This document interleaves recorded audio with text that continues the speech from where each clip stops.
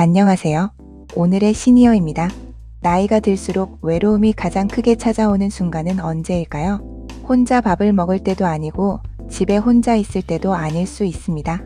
오히려 자녀들에게 전화를 걸까 말까 망설이다가 바쁘겠지 하고 휴대폰을 내려놓는 순간, 혹은 오랜만에 통화를 했는데 자녀들의 목소리가 조금 무심하게 느껴지는 순간, 그때 마음 한쪽이 서운해지는 경우가 많지 않을까 합니다. 이렇듯 자녀들과 통화를 하는 것만이 외로움을 줄이는데 도움이 된다고는 할 수 없겠지요.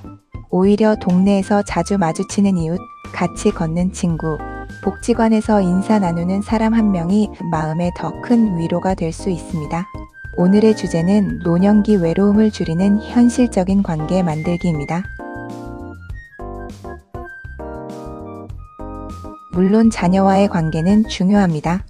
하지만 모든 정서적 기대를 자식에게만 걸면 오히려 상처가 커질 수 있습니다. 자녀들도 일과 가정을 꾸려가는데 바쁘기도 하고 하루하루 버티듯 살아가는 경우도 많습니다. 부모 입장에서는 전화 한 통이 그렇게 어렵나 싶지만 자식 입장에서는 잘해드리고 싶은데 여유가 없다고 느낄 수도 있습니다. 문제는 여기서 생깁니다. 부모는 기다리고 자녀들은 부담스러워하고 기대가 커질수록 서운함도 커집니다. 그래서 노년기에는 기대의 무게를 조금 나눠야 합니다. 자식에게는 가족의 자리를 두고 일상의 외로움은 동네 관계 안에서 풀어내는 것입니다. 이때 필요한 관계는 끈끈하고 깊은 관계가 아닙니다. 오히려 너무 깊지 않아야 오래갑니다. 매일 속마음을 털어놓는 관계가 아니라 아침에 만나면 오늘 날씨 좋네요. 식사는 하셨어요? 요즘 얼굴이 좋아 보이세요? 정도만 나누는 관계. 이런 관계를 느슨한 관계라고 할 수 있습니다. 별것 아닌 것 같지만 이 느슨한 관계가 노년기에는 꽤 큰 힘이 됩니다. 사람은 누군가 나를 알아봐주는 것만으로도 마음이 안정되기 때문입니다. 며칠 안 보이면 어제 안 나오셨네요. 어디 아프셨어요? 하고 물어봐주는 사람. 내 이름까지는 몰라도 내 얼굴을 기억해주는 사람. 이런 사람이 동네에 한두 명만 있어도 하루의 분위기가 달라집니다. 그렇다면 어디서 이런 관계를 만들 수 있을까요? 가장 먼저 추천할 수 있는 곳은 주민센터나 복지관의 시니어 프로그램입니다. 스마트폰 사용법, 키오스크 이용법, 노래교실, 서예교실, 건강체조처럼 목적이 분명한 수업이 좋습니다. 처음부터 친해지려고 애쓰지 않아도 됩니다. 같은 시간, 같은 장소에 계속 나오다 보면 자연스럽게 얼굴을 익히게 됩니다. 두 번째는 공원 걷기나 아침 체조 모임입니다.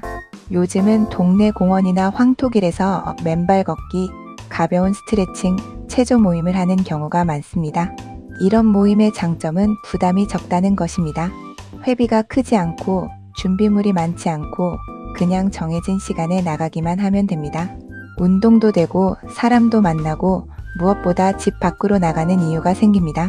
세 번째는 복지관 경로식당이나 셔틀버스에서 만나는 관계입니다. 거창한 모임이 아니어도 괜찮습니다. 같이 밥을 먹으면서 버스를 기다리면서 오늘 반찬 괜찮네요. 날이 많이 덥네요. 이런 말 한마디가 관계의 시작이 됩니다. 네 번째는 노인 일자리나 봉사활동입니다. 교통안전지도, 환경정리, 안내봉사, 배식 봉사처럼 정해진 역할이 있는 활동은 생활 리듬을 잡아주는 데 도움이 됩니다. 또 함께 일을 하다 보면 억지로 친해지려 하지 않아도 동료 의식이 생깁니다. 돈을 많이 버는 것이 목적이 아닌 내가 아직 사회 안에서 역할을 하고 있다는 감각은 노년기에 매우 중요합니다. 다만 동네 관계를 오래 유지하려면 꼭 지켜야 할 선이 있습니다. 첫째, 자식 자랑과 재산 이야기는 줄이는 것이 좋습니다. 내 자녀들이 어느 회사에 다닌다, 손주가 어느 학교에 갔다 등 이런 이야기는 듣는 사람에게 부담이 될 수 있습니다. 둘째, 돈 거래는 하지 않는 것이 좋습니다. 가까워졌다고 돈을 빌려주거나 보증을 서거나 물건을 권유하는 순간 관계는 쉽게 깨집니다.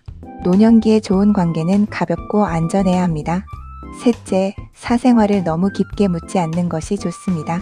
배우자와 사별했는지, 자식과 사이가 어떤지, 왜 혼자 사는지, 같은 질문은 상대가 먼저 말하기 전까지는 묻지 않는 편이 안전합니다.